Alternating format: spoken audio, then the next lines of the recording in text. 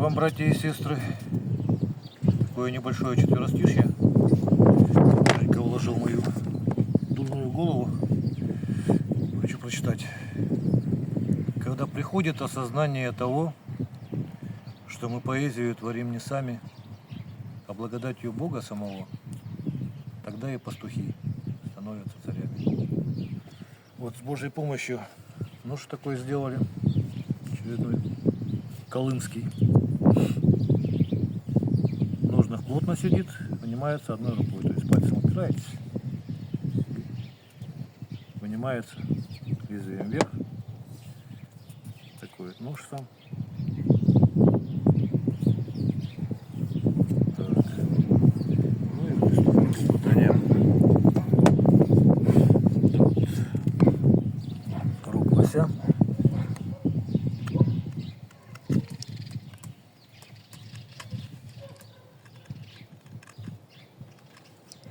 Ну, такой же высохший. Но, тем не менее, строгает. 9 ХФ металл. Зонная закалка тоже. Баланс такой вот примерно. Перевешивает как бы в одну сторону. Так, теперь транспортерная лента, еще кусочек остался. Вот для чего дол нужен, что вот в этом месте сопротивления нету. И поэтому нож легче заходит, чем без дола.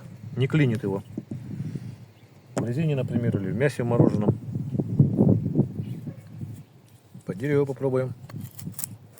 Видно, да, примерно врезается.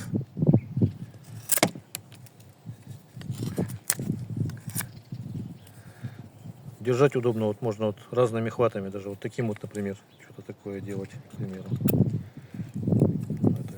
Так. Выбирать что-нибудь вот такое вот. Тоже вот удобная вещь. Эти срезик гладкие абсолютно. И вдоль и поперек строгает хорошо. Так, теперь хвост тоже уже высох. Не знаю, как получится его побрить. Когда мокрый, его легче немножко получается, он эластичный. Но и тем не менее все равно можно показать, что вот так вот примерно бреет. Кожа высохшая уже совсем, наухнально режет ее.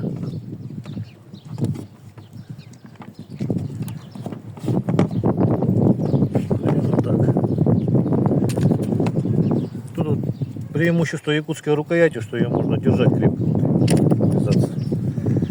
Так, по хвостику проверили, теперь еще погрузочки осталось.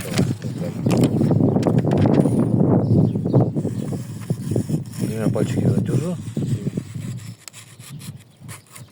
До самого кончика режет хорошо. Вот часто, особенно вот в связи с последним видео со СВО, там, что вот выскальзывает нож как бы.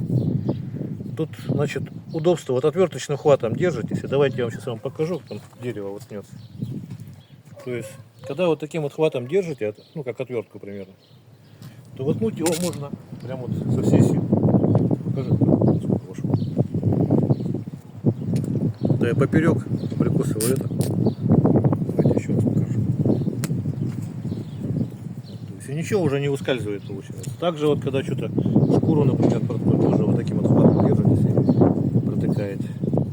Но чем удобнее рукоятка, что ее можно разными хватами и поближе взяться, когда строгаешь, когда рубишь, что-то можно, вот, например, подальше взяться.